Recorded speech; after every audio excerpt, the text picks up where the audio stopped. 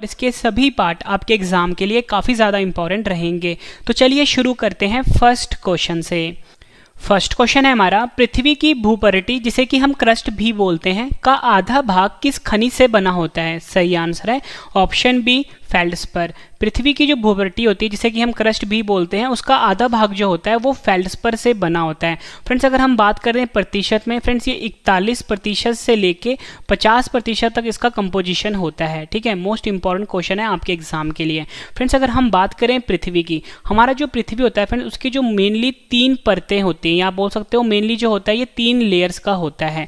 सबसे जो ऊपर वाली लेयर होती है ना फ्रेंड्स, सबसे ऊपर वाली जो लेयर होती है इसी को हम भूपरिटि कहते हैं, या फिर आप बोल सकते हो इसको हम बोलते हैं क्रस्ट।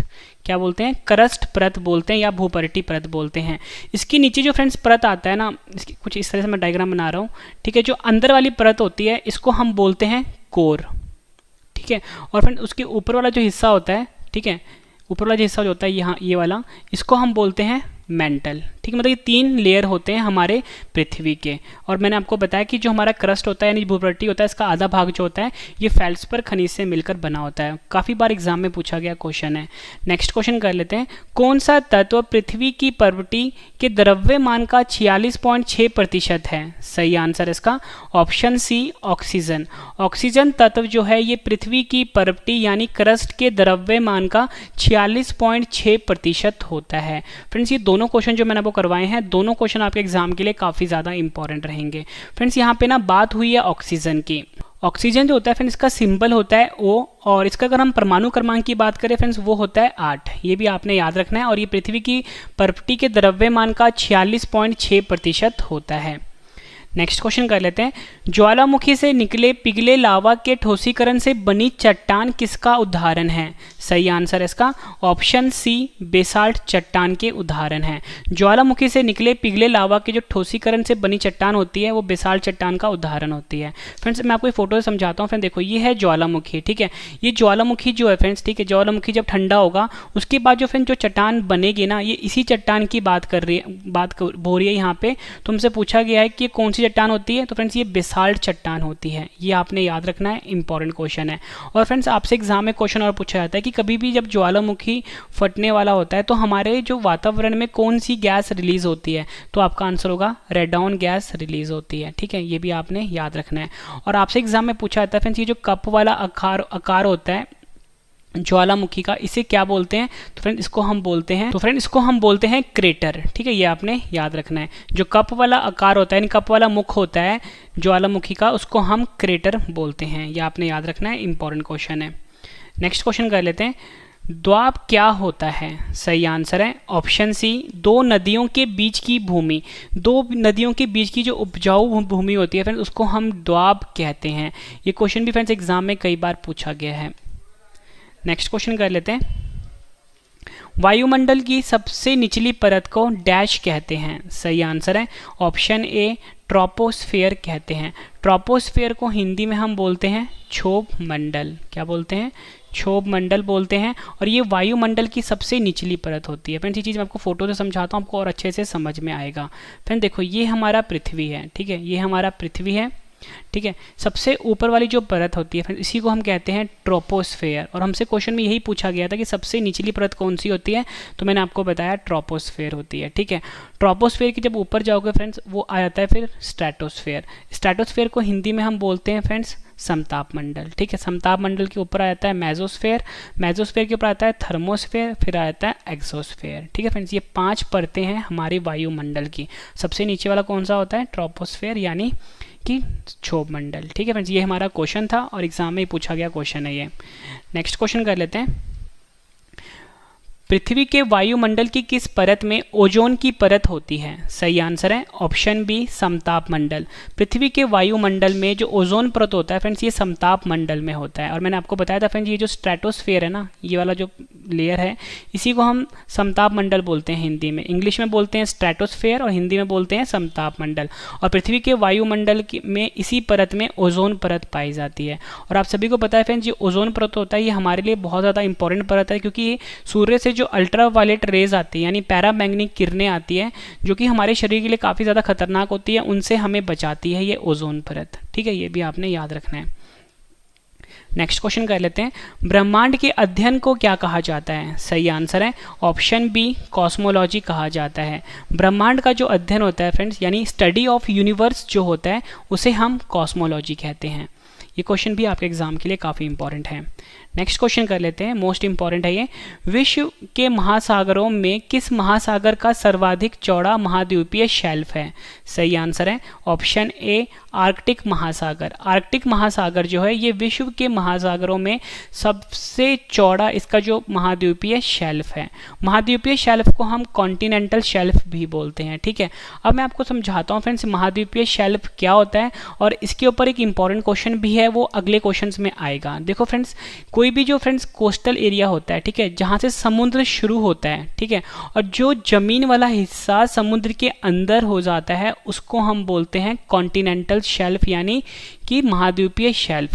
फिर देखो इसके बाद जो स्लोप शुरू हो रहा है ना, स्लोप से पहले तक वाला एरिया जो समुद्र के अंदर है या पानी के अंदर है, उसे हम कॉन्टिनेंटल शेल्फ कहते हैं। और हमारा क्वेश्चन ये था कि विश्व के महासागरों में किस महासागर का सर्वाधिक चौड़ा महाद्वीपीय शेल्फ है? आपका आंसर होगा आर्कटिक महासागर का, ठीक है फ्रेंड्स। मोस्ट इंपॉर्टेंट क्वेश्चन है आपके एग्जाम के लिए। नेक्स्ट क्वेश्चन है हमारा, सूर्य के सबसे ऊपरी परत को क्या कहते हैं? सही आंसर है ऑप्शन ए, कोरोना। सूर्य का जो सबसे ऊपरी परत होता है फ्रेंड्स, उसे हम कोरोना बोलते हैं। अब मैं आपको फ्रेंड्स ये फोटो में समझाता हूँ कि कोरोना वाली परत कौन सी होती है। फ्रेंड देखो ये वाली जो परत है ना, इसे हम कोरोना नहीं बोलते, ठीक है। ये आपको फ्रेंड्स ये जो सामने रेज आती हुई दिख रही है, ठीक है, उसके ऊपर फ्रेंड्स एक परत बनती है जो कि इनविजिबल होती है, इसी परत को हम कोरोना कहते हैं, ठीक है। और ये सूर्य की सबसे ऊपरी परत होती है। आपसे एग्जाम में पूछा जाता है फ्रेंड, जो सूर्य होता है इसमें मुख्यतः कौन सी गैस पाई जाती है? तो सबसे ज़्यादा गैस जो होती है फ्रेंड्स, इसमें हाइड्रोजन होती है, ठीक है, ये आपने याद रखना है, हाइड्रोजन होती है। और आपसे एग्जाम में पूछा जाता है कि सूर्य में जो एनर्जी यानी ऊर्जा पैदा होती है वो किस अभिक्रिया द्वारा होती है? तो आपका आंसर होगा न्यूक्लियर फ्यूजन। यहाँ पे लिख देता हूँ न्यूक्लियर फ्यूजन, जिसे हिंदी में हम बोलते हैं नाभिकीय संलयन। हिंदी में हम बोलते हैं नाभिकीय संलयन, ठीक है फ्रेंड्स, ये भी आपने याद रखना है। नेक्स्ट क्वेश्चन कर लेते हैं, एशिया के सबसे बड़े मरुस्थल का क्या नाम है? सही आंसर इसका ऑप्शन ए, गोबी मरुस्थल। एशिया का जो सबसे बड़ा मरुस्थल है फ्रेंड्स, वो है गोबी मरुस्थल, ये आपने याद रखना है। और इसका जो फ्रेंड्स मुख्यतः भाग जो है वो मंगोलिया देश में है। अगर आपसे एग्जाम में ये पूछा जाए कि दक्षिण एशिया का सबसे बड़ा मरुस्थल कौन सा है, तो आपका आंसर होगा थार मरुस्थल जो है वो दक्षिण एशिया का सबसे बड़ा मरुस्थल है। अगर पूरे एशिया की बात करता है तो गोबी मरुस्थल जो है ये एशिया का सबसे बड़ा मरुस्थल कहलाता है। मोस्ट इंपॉर्टेंट क्वेश्चन है ये। नेक्स्ट क्वेश्चन है हमारा, विश्व की सबसे लंबी भूमि सीमा किन दो देशों के बीच है? सही आंसर है ऑप्शन डी, कनाडा और यूएसए। कनाडा और यूएसए के बीच में विश्व की सबसे लंबी भूमि सीमा है। इंपॉर्टेंट क्वेश्चन रहेगा आपके एग्जाम के लिए। फ्रेंड्स ये चीज़ मैं आपको मैप से समझाता हूँ। फ्रेंड्स ये मैंने आपके सामने वर्ल्ड का मैप बनाया हुआ है, ठीक है। अब यहाँ पे फ्रेंड्स आप ध्यान से समझना, देखो फ्रेंड्स ये वाला जो मैप है ना, दूसरे कलर से समझाता हूँ, ये यहाँ से लेके ये पार्ट है अमेरिका का यानी यूएसए का, ये वाला पार्ट भी यूएसए का है, ठीक है। ये तो बात हो गई यूएसए की। अब मैं आपको बताता हूँ फ्रेंड्स मैप में कनाडा कहाँ पे है। फ्रेंड्स देखो ये जो वाला हिस्सा जो है पूरा का पूरा, ये है फ्रेंड्स कनाडा, ठीक है। तो आप ये देख सकते हो कि यूएसए और कनाडा के बीच में काफ़ी लंबी बाउंड्री है, ठीक है। तो यही हमारे क्वेश्चन का आंसर था कि कनाडा और यूएसए जो दो देश हैं इनके बीच में सबसे लंबी भूमि सीमा है। बात हुई फ्रेंड्स यहाँ पे कनाडा की राजधानी ओटावा है। अगर आपसे एग्जाम में पूछा जाए कि कनाडा और यूएसए की जो बाउंड्री है यानी सीमा है, इसकी लंबाई कितनी है, तो आपका आंसर होगा 8,891 किलोमीटर, ठीक है फ्रेंड्स, ये भी आपने याद रखना है, इंपॉर्टेंट क्वेश्चन है। नेक्स्ट क्वेश्चन कर लेते हैं, यदि कोई तारा सूर्य से बड़ा है किंतु उससे 2 गुना बड़ा नहीं है, तो वह एक डैश में परिवर्तित हो जाता है। सही आंसर है ऑप्शन बी, पल्सर। यदि कोई तारा जो है सूर्य से बड़ा है किंतु उससे 2 गुना बड़ा नहीं है, तो वह एक पल्सर में परिवर्तित हो जाता है। पल्सर को फ्रेंड्स हम स्पिनिंग स्टार भी बोलते हैं। क्या बोलते हैं इसे? हम स्पिनिंग स्टार भी बोलते हैं। नेक्स्ट क्वेश्चन कर लेते हैं, तारामंडल सप्तऋषि को पश्चिमी निवासी किस नाम से जानते हैं? सही आंसर है ऑप्शन बी, बिग डिपर। तारामंडल जो सप्तऋषि है इसे पश्चिमी निवासी जो हैं वो बिग डिपर के नाम से जानते हैं। नेक्स्ट क्वेश्चन कर लेते हैं, सौरमंडल के बाहर सिरिस नामक चमकीले तारे को डैश भी कहते हैं? सही आंसर है ऑप्शन ए डॉग स्टार। सौरमंडल के बाहर जो सीरियस नाम का चमकीला तारा होता है उसे डॉग स्टार के नाम से भी जानते हैं। फ्रेंड्स आपको क्वेश्चन का लेवल देख के पता लग गया होगा, सभी क्वेश्चन जो हैं एग्जाम ओरिएंटेड हैं। अगर आप किसी भी एग्जाम की तैयारी कर रहे हो, चाहे वो यूपीएससी है, पीसीएस है, स्टेट एग्जाम है, रेलवे एग्जाम है या डिफेंस एग्जाम है, सीडीएस, एनडीए, पटवारी, पुलिस या कोई भी स्टेट एग्जाम है, फ्रेंड्स सभी के लिए ये वीडियो काफ़ी ज़्यादा इंपॉर्टेंट है। उसके बाद जो मैं नेक्स्ट पार्ट लेकर आऊँगा वो भी आपके लिए काफ़ी इंपॉर्टेंट रहेगा। नेक्स्ट क्वेश्चन कर लेते हैं, सूर्य के सबसे बाहरी परत को क्या कहते हैं? फ्रेंड्स ये क्वेश्चन आपको ऊपर करवा चुका हूँ मैं। सही आंसर है option D corona. Next question कर लेते हैं, सूर्य के चमकीले भाग को क्या कहते हैं? सही आंसर है ऑप्शन ए फोटोस्फेयर। फोटोस्फेयर जिसे कि हम प्रकाश मंडल भी बोलते हैं, ये सूर्य के चमकीले भाग को कहा जाता है। ये क्वेश्चन भी एग्जाम में कई बार पूछा गया है। नेक्स्ट क्वेश्चन कर लेते हैं, विषुव जिसे कि हम इक्विनॉक्स भी बोलते हैं तब होता है जब सूर्य लंबवत डैश के ऊपर होता है। सही आंसर है इसका ऑप्शन सी भूमध्य रेखा के। विषुव यानी इक्विनॉक्स तब होता है जब सूर्य जो होता है ये लंबवत होता है भूमध्य रेखा के। फ्रेंड्स आपको ये पता होना चाहिए कि जो भूमध्य रेखा होता है इसे हम इक्वेटर भी बोलते हैं। क्या बोलते हैं? इक्वेटर भी बोलते हैं और विषुवत रेखा के नाम से भी जानते हैं। नेक्स्ट क्वेश्चन कर लेते हैं, अंतरराष्ट्रीय तिथि रेखा डैश महासागर के बीच से होकर गुजरती है? सही आंसर है ऑप्शन बी प्रशांत महासागर से होकर गुजरती है अंतरराष्ट्रीय तिथि रेखा, जिसे कि हम इंटरनेशनल डेटलाइन भी बोलते हैं। फ्रेंड्स मैं आपको बता दूं, इस वीडियो में आपको मोस्ट इंपॉर्टेंट 41 क्वेश्चन करवाने वाला हूं।